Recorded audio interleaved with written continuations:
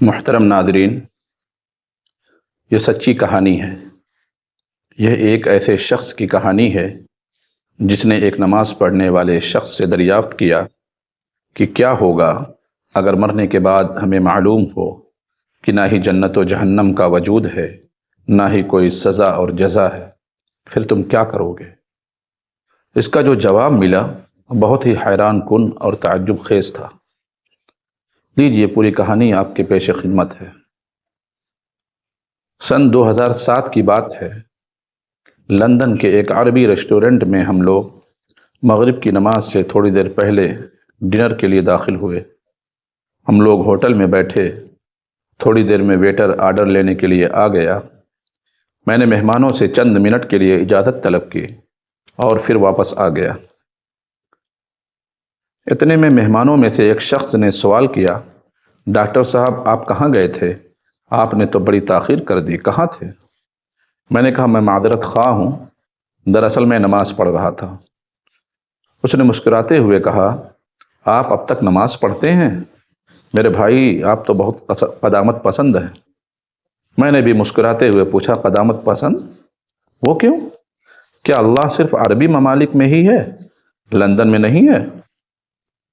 اس نے کہا، ڈاکٹر صاحب میں آپ سے کچھ سوالات کرنا چاہتا ہوں اور آپ سے یہ درخواست کرتا ہوں کہ آپ اپنی جس کشادہ ظرفی کے لیے معروف ہیں اسی کشادہ قلبی سے مجھے تھوڑا سا برداشت کریں گے۔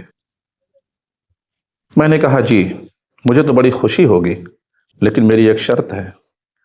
اس نے کہا جی فرمائیں۔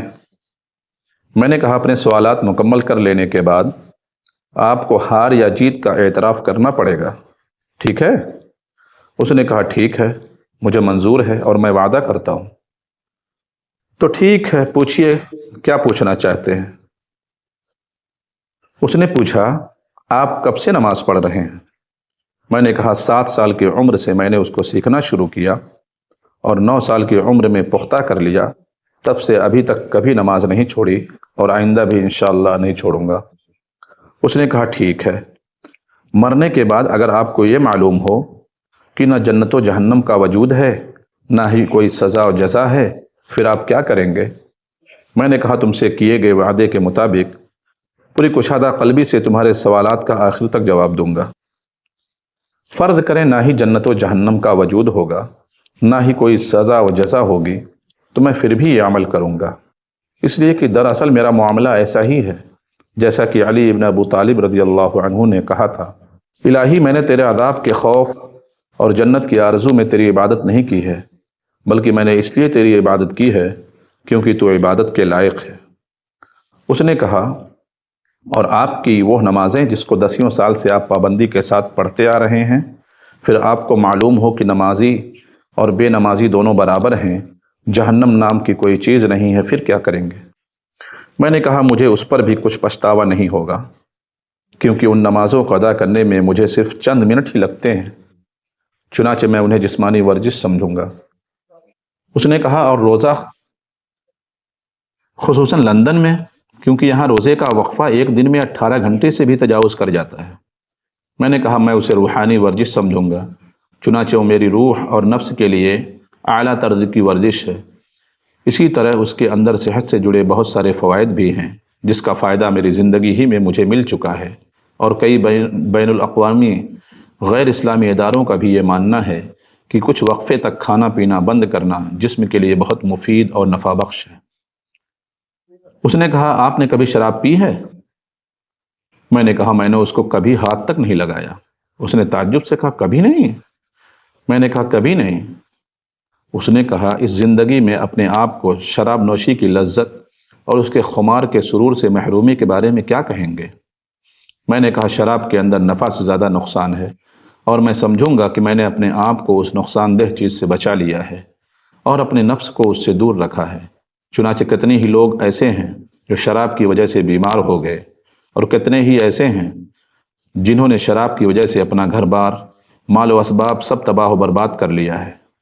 اسی طرح غیر اسلامی اداروں کے عالمی رپورٹ کو دیکھنے سے بھی پتہ چلتا ہے کہ وہ بھی شراب کے اثرات اور اس کو لگاتار پیتے رہنے کے انجام سے متنبہ کرتی ہے۔ اس نے کہا حج و عمرہ کا سفر، جب موت کے بعد آپ کو معلوم ہوگا کہ اس طرح کی کوئی چیز نہیں ہے اور اللہ تعالیٰ ہی موجود نہیں ہے۔ میں نے کہا میں حج و عمرہ کے سفر کو ایک خوبصورت تفریحی سفر سے تعبیر کروں گا، جس کے اندر میں نے حد درجے کی فرحت و شادمانی محسوس کی اور اپنی روح کو آلائشوں سے پاک و صاف کیا، جس طرح تم نے اپنے اس سفر کے لیے کیا ہے، تاکہ تم ایک اچھا وقت گزار سکو اور اپنے عمل کے بوجھ اور معمولات زندگی کی تھکان کو دور کر کے اپنی روح کو تازگی فراہم کر سکو۔ وہ میرے چہرے کو کچھ دیر تک خاموشی سے دیکھتا رہا، پھر گویا ہوا، آپ کا بہت بہت شکریہ کہ آپ نے میرے سوالات کو بڑی کشادہ قلبی کے ساتھ برداشت کیا۔ میرے سوالات ختم ہوئے اور میں آپ کے سامنے اپنی ہار تسلیم کرتا ہوں۔ میں نے کہا تمہارا کیا خیال ہے؟ تمہارے ہار تسلیم کرنے کے بعد میرے دل کی کیا کیفیت ہوگی؟ اس نے کہا یقیناً آپ بہت خوش ہوں گے۔ میں نے کہا ہرگز نہیں، بلکہ اس کے بالکل برعکس، میں بہت دکھی ہوں۔ اس نے تعجب سے کہا دکھی؟ وہ کیوں؟ میں نے کہا اب تم سے سوال کرنے کی میری باری ہے۔ اس نے کہا فرمائیں۔ میں نے کہا تمہاری طرح میرے پاس ڈھیر سارے سوالات نہیں ہیں، صرف ایک ہی سوال ہے، وہ بھی بہت سادہ اور آسان۔ اس نے کہا وہ کیا؟ میں نے کہا میں نے تمہارے سامنے واضح کر دیا ہے کہ تمہارے مفروضہ کے واقع ہونے کے بعد بھی میں کسی طرح کے گھاٹے میں نہیں ہوں اور نہ ہی اس میں میرا کسی قسم کا نقصان ہے، لیکن میرا وہ ایک آسان سوال یہ ہے کہ تمہارا اس وقت کیا ہوگا اگر حالات تمہارے مفروضہ کے برعکس ظاہر ہوئے، یعنی موت کے بعد تمہیں معلوم ہو کہ اللہ تعالیٰ بھی موجود ہے، جنت و جہنم بھی ہے، سزا و جزا بھی ہے، قرآن کے اندر بیان کیے گئے سارے مشاہد و مناظر بھی ہیں، پھر اس وقت تم کیا کرو گے؟ وہ میری آنکھوں میں آنکھیں ڈال کر خاموشی کے ساتھ دیر تک دیکھتا رہا اور پھر ویٹر نے ہماری میز پر کھانا رکھتے ہوئے ہماری خاموشی کو توڑا۔ میں نے اس سے کہا مجھے ابھی جواب نہیں چاہیے، کھانا حاضر ہے، ہم کھانا کھائیں گے اور جب تمہارا جواب تیار ہو جائے گا تو برائے مہربانی مجھے خبر کر دینا۔ ہم کھانے سے فارغ ہوئے اور مجھے اس نے کوئی جواب نہیں دیا اور میں نے بھی اس وقت اس کو جواب کے لیے کوئی تکلیف نہیں دی۔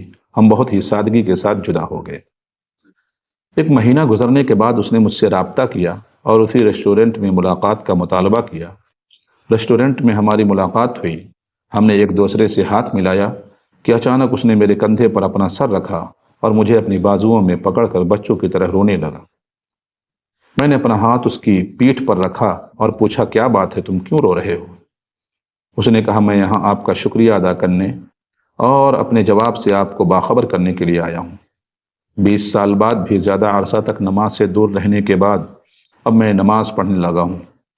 آپ کے جملوں کی صدائے بازگشت میرے ذہن و دماغ میں بلا توقف گونجتی ہی رہی اور میں نیند کی لذت سے محروم ہوتا رہا۔ آپ نے میرے دل و دماغ اور جسم میں آتش فشاں چھوڑ دیا تھا اور وہ میرے اندر اثر کر گیا۔ مجھے احساس ہونے لگا کہ جیسے میں کوئی اور انسان ہوں اور ایک نئی روح میرے جسم کے اندر حرکت کر رہی ہے۔ ایک بے مثال قلبی سکون بھی محسوس کر رہا ہوں۔ میں نے کہا ہو سکتا ہے جب تمہاری بصارت نے تمہارا ساتھ چھوڑ دیا ہو تب ان جملوں نے تمہاری بصیرت کو بیدار کر دیا ہو۔ اس نے کہا بالکل ایسا ہی ہے، یقیناً جب میری بصارت نے میرا ساتھ چھوڑ دیا تو ان جملوں نے میری بصیرت کو بیدار کر دیا۔ میرے پیارے بھائی، تہہ دل سے آپ حضرات کا شکریہ۔ آپ کی بدولت میں گناہوں اور گمراہی والی زندگیوں سے بچ پایا۔